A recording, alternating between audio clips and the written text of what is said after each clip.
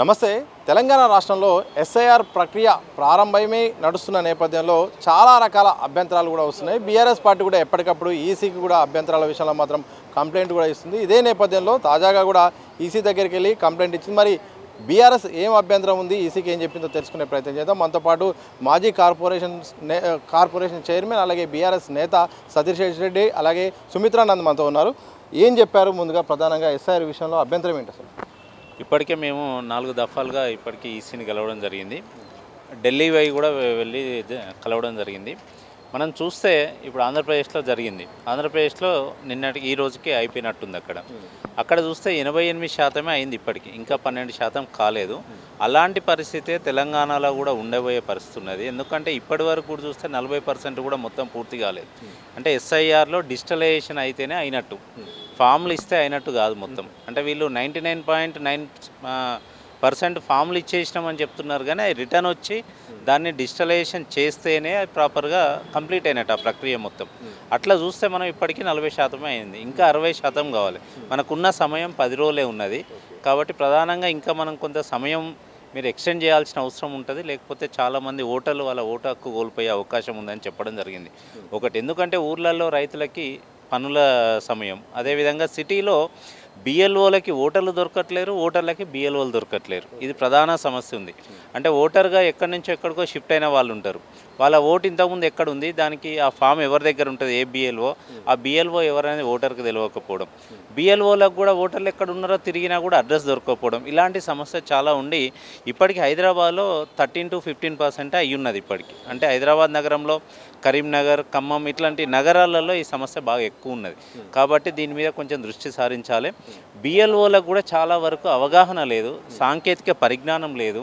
అంటే వాళ్ళకి 2002, 2025 మ్యాపింగ్లో కూడా ప్రాబ్లం అవుతుంది, వాళ్ళకి దొరకట్లేదు. కాబట్టి ఆ బిఎల్ఓలు ఎక్కడెక్కడైతే ప్రాబ్లం ఉందో వాళ్ళని ఒకసారి మీరు మళ్ళీ చెక్ చేసి వాళ్ళకి అవసరమైన ట్రైనింగ్ ఇవ్వడమా, లేకపోతే వాళ్ళని మార్చడమా, లేకపోతే వాళ్ళకి అసిస్ట్ చేయడానికి ఇంకెవరినైనా ఇవ్వడమా అనేది కొన్ని చెప్పినాం. అదే కాకుండా మాకు వచ్చిన కొన్ని మా దృష్టికి వచ్చినాయి కూడా చెప్పడం జరిగింది. ఖమ్మంలో ఒక సంఘటన జరిగింది. ఒక పార్టీ అయిన అధికార పార్టీకి సంబంధించిన బిఎల్ఏ ఒక వ్యక్తి, ఒక కుటుంబం యొక్క ఫామ్స్ తీసుకొని వాళ్ళు అక్కడే నివసిస్తున్నారు, అన్నే ఉన్నా కూడా షిఫ్టెడ్ అని చెప్పి బిఎల్ఓకి సబ్మిట్ చేసేసాను. అంటే వాళ్ళ ఓటు పోయే అవకాశం ఉంది. ఇలాంటివి కూడా జరుగుతున్నాయి. ఎందుకంటే బిఎల్ఓ స్వయంగా ఓటర్ ఇంటికి పోయి ఫామ్ ఇస్తేనే ఇవ్వాలి అనేది ఎలక్షన్ కమిషన్ ఇచ్చిన నియమ నిబంధనలు అవి. కానీ చాలా చోట్ల ఏం జరుగుతుందంటే బిఎల్ఓలు కొంతమంది లీడర్లకు ఇవ్వడము, ఇవి ఇచ్చి మీరు పంచుకొని రాసుకొని వచ్చి సబ్మిట్ చేయమని చెప్పడం, ఇలాంటివి కొన్ని జరుగుతున్నాయి. గ్రౌండ్ లెవెల్లో ఉన్న సమస్యలన్నీ కూడా చెప్పడం జరిగింది. చెప్పి వీటి మీద కొన్ని చర్యలు తీసుకోండి. అదిగాక ఎక్కువ మైనారిటీ వర్గాల్లో ఎక్కువ ఆందోళన ఉన్నది. కాబట్టి వాళ్ళకు కూడా కొంత అవగాహన కల్పించాలి. ఎందుకంటే ఇప్పుడున్న ప్రస్తుత ఓటర్ లిస్టులో వాళ్ళ పేరు ఒకలాగుండి 2002లో ఒకలాగున్న, ఏదైనా ఒక స్పెల్లింగ్ మిస్టేక్ తప్పున్నా కూడా ఆధార్ కార్డులోకి ఓటర్ కార్డులోకి ఏమైనా మిస్టేక్ ఉన్నా కూడా వాళ్ళు భయపడుతున్నారు, మా ఓటు పోతుందేమో అని. అలాంటి వాళ్ళకు కొంత అవగాహన కల్పించాలి, ఆ భయాందోళన కొంచెం తొలగించాలి. అదేవిధంగా బిఎల్ఓలు ఎవరికైతే సాంకేతిక పరిజ్ఞానం లేదో వాళ్ళు భయపడుతున్నారు, మా ఉద్యోగానికి ఏమవుతుందో అని. ఎందుకంటే వాళ్ళు చేయలేని పరిస్థితులు, వాళ్ళు ఏం చేయలేరు. ఇప్పుడు కొత్తగా నేర్చుకునే పరిస్థితి కూడా లేదు. చాలామందికి మొబైల్ వాడలేని వాళ్ళు కూడా ఉన్నారు.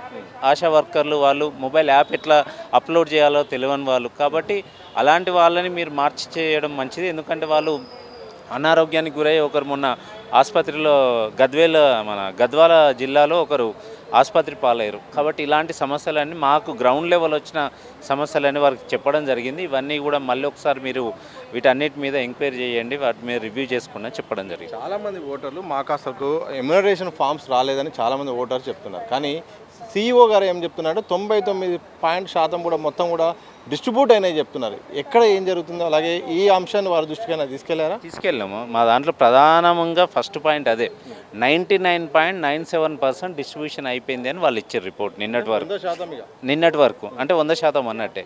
కానీ కొన్ని చోట్ల ఇప్పటికి 40% కూడా కాలేదు గ్రౌండ్లో. అంటే ఏమవుతుందంటే బిఎల్ఓలు భయపడో, వాళ్ళ ఒత్తిడికి, పై అధికారుల ఒత్తిడికి తట్టుకోలేక భయపడి మొత్తం డిస్ట్రిబ్యూట్ చేసినామని దాంట్లో సబ్మిట్ చేస్తున్నారు. ఆ రిపోర్ట్ వీళ్ళకి వస్తున్నారు, వీళ్ళు దాన్ని రిలీజ్ చేస్తున్నారు. కానీ గ్రౌండ్లో అలాంటి పరిస్థితి లేదు అని మేము చెప్పడం జరిగింది. ఒకసారి ఎంక్వైరీ చేయండి అన్నాం. నిజంగా కూడా చాలామంది ఓటర్లు కూడా ఆందోళన ఉన్నారు, మా ఫామ్ రాలేదు, మా ఫామ్ ఎటుపోయింది, అంటే మా ఓటు పోయినట్టేనా అనే ఆందోళన ఉన్నారు. కాబట్టి ఇవన్నీ కూడా చూసుకోండి. మనకు ఉన్నది 10 రోజులే, ఇంకా సమయం పెంచాల్సిన అవకాశం ఉంటుందేమో. ఒకవేళ మీ లెవెల్లో లేకుండా మీరు ఢిల్లీకైనా ఎలక్షన్ కమిషన్కి రాసైనా తీసుకోవాలి అనేది మేము వారికి సూచించడం పార్టీ తరఫున. గడువుపైన ఏమైనా క్లారిటీ ఇచ్చారు? ఎందుకంటే మీరు అన్నట్టు పట్టుమని 10 రోజులు లేదు, 40% డిజిటల్ అయిపోయింది, ఇంకా 60% కావాలి. దాదాపు చాలామందికి ఫామ్స్ వెళ్ళలేదు, బిఎల్ఓ కూడా చాలామంది అవగాహన లేని సమస్య, ఇవన్నీ కూడా మొత్తం కూడా ఓవరాల్గా ఉన్నాయి. ఇలాంటి సందర్భంలో గడువు గురించి మీరు అడిగినప్పుడు ఏమన్నా ఆస్కారం ఉందని చెప్పారా? మొన్ననైతే మాత్రం గడువు పెంచేదే లేదని చెప్పారు. అవును, ఇప్పటికీ దీని మీద 3 సార్లు ఇచ్చినాం. ఇక్కడ 2 సార్లు ఇచ్చినాం, ఢిల్లీలో కూడా ఇచ్చినాం, ఢిల్లీలో ఎలక్షన్ కమిషన్ కూడా ఇచ్చినాం మేము. అయితే ఇంతకుముందు కూడా మీరు చెప్పినట్టు వాళ్ళు చెప్పారు, ఏ రాష్ట్రంలో కూడా ఇంతవరకు పొడిగించలేదు ఈ విషయంలో, ఇక్కడ కూడా అవకాశం ఉండదు అనే చెప్పారు. కానీ మేము అడుగుతున్నాం రిపీటెడ్గా, ఎందుకంటే ఉన్న సమస్యలన్నీ కూడా చెప్పుకుంటూ అడుగుతున్నాం ఏమేమి ఉన్నాయి గ్రౌండ్లో సమస్యలు. కాబట్టి ప్రజలు ఓట్లు కోల్పోతే మళ్ళీ ఇప్పుడు ఇతర రాష్ట్రాల్లో మనకి బెంగాల్ కానీ, బీహార్ కానీ, తమిళనాడులో కానీ 30-40 లక్షల ఓట్ల కేసులు నడుస్తున్నాయి కోర్టులలో. అలాంటి పరిస్థితి మళ్ళీ తెలంగాణలో రాకుండా ఉండాలంటే మీరు కొన్ని జాగ్రత్తలు తీసుకోవాలి అని చెప్పినాం. ప్రతి ఒక్కరి ఓటు, అర్హుడైన ప్రతి ఒక్కరి ఓటు ఉండాలి, ఒక్క ఓటు కూడా పోకుండా చూసుకోవాల్సిన బాధ్యత ఎలక్షన్ కమిషన్ పైన ఉంటుంది. అదేవిధంగా ఎలక్షన్ కమిషన్కి ప్రత్యేకంగా ఎలాంటి యంత్రాంగం ఉండదు, దీనికి రాష్ట్ర ప్రభుత్వమే సపోర్ట్ చేయాలి. రాష్ట్ర ప్రభుత్వం వాళ్ళ ఎంప్లాయీస్ని, గవర్నమెంట్ ఉద్యోగులని అందియాలి. అంటే రాష్ట్ర ప్రభుత్వం ఏం చేయాలి అంటే, ఇందులో రాష్ట్ర ప్రభుత్వం లోపం కూడా ఉన్నది. అందుకే మీకు స్పెసిఫిక్గా చెప్తున్నా నేను. ఎందుకు అంటే అసలు వీళ్ళు చేసే పని ఏంది, దీనికి సరిపడా సాంకేతిక పరిజ్ఞానం ఉన్న ఉద్యోగులను అందియాల్సిన, యంత్రాంగాన్ని అందియాల్సిన బాధ్యత రాష్ట్ర ప్రభుత్వానికి ఉంటుంది. కానీ ఆ విధానంలో రాష్ట్ర ప్రభుత్వం వీళ్ళకి ఇచ్చిన ఆశా వర్కర్లు కానీ, లేకపోతే కొన్ని గ్రామాలలో ఎవరిని ఇచ్చారంటే అంగన్వాడీలు ఇచ్చారు, వీళ్ళని ఏమంటారు కారోబార్లు ఇచ్చారు, వాళ్ళకు కూడా అవగాహన లేదు. అంటే ఈ రాష్ట్ర ప్రభుత్వం వాళ్ళకి సిబ్బందిని ఇచ్చేటప్పుడు అనాలోచితంగా ఇచ్చినట్టు మాకు అనిపించింది. కాబట్టి దాని మీద శ్రద్ధ చూపాలి.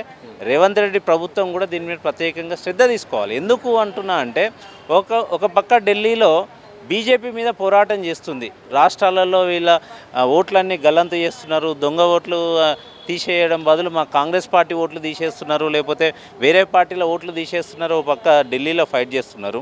మరి ఇక్కడ రాష్ట్రంలో కాంగ్రెస్ ప్రభుత్వం అధికారంలో ఉన్నప్పుడు కాంగ్రెస్ పార్టీ ఆ జాగ్రత్తలు తీసుకోవాలి కదా, ఈ ప్రభుత్వం ఎందుకు తీసుకోవట్లేదు అనేది మా అనుమానం. కాబట్టి ఇప్పటికైనా శ్రద్ధ చూపియండి. ఇటు ఎలక్షన్ కమిషన్ కానీ, అటు రాష్ట్ర ప్రభుత్వం కానీ ఇద్దరు కూడా సమన్వయంతో ఈ పని చేయాలని వారికి విజ్ఞప్తి చేస్తున్నాం. మొత్తంగా ఓటర్ల భవిష్యత్తు దృష్టిలో ఓటును ప్రతి ఒక్కరికి కాపాడాలంటే మాత్రం ఇటు రాష్ట్ర ప్రభుత్వం అలాగే ఎలక్షన్ కమిషన్ సమన్వయంగా పనిచేస్తేనే ఈ యొక్క సర్ ప్రక్రియ ముందుకు సాగుతుంది. పట్టుమని 10 రోజులకు కూడా లేదు, పూర్తి స్థాయిలో ఎవరు కూడా ఫామ్స్ కూడా అందుబాటులో లేవు. అలాగే బిఎల్ఓ కూడా సరైన అవగాహన లేక కూడా చాలా ఇబ్బందులు వస్తున్నాయి. వీటిని అన్నీ అధిగమించాలంటే ఈసీ చాలా సీరియస్గా తీసుకోవాలి. అలాగే డిజిటలైజేషన్ విషయంలో, అలాగే ఓటర్లను తమ హక్కును కాపాడే విషయంలో మాత్రం ఈసీ జాగ్రత్త వ్యవహరించి గడువు పెంచాల్సిన అవసరం ఉంది. అలాగే చాలా వరకు అభ్యంతరాలను కూడా తీర్చేసి కూడా ఈ ప్రజాస్వామ్యంలో ఓటు హక్కుకు కాపాడే ఒక ఆలోచన చేయాలని కూడా ఇప్పుడు సతీష్ రెడ్డి గారు ప్రధానంగా చెప్తున్నారు. మొత్తాన్ని చూడాలి, మరి ఈసీ ఈ విషయంలో ఏమైనా చర్యలు తీసుకుంటారా లేదని మాత్రం భవిష్యత్తులో ఆధారపడైతే కనిపిస్తూ ఉంది. కెమెరా పర్సన్ వంశీతో సతీష్, దిశ టీవీ, హైదరాబాద్.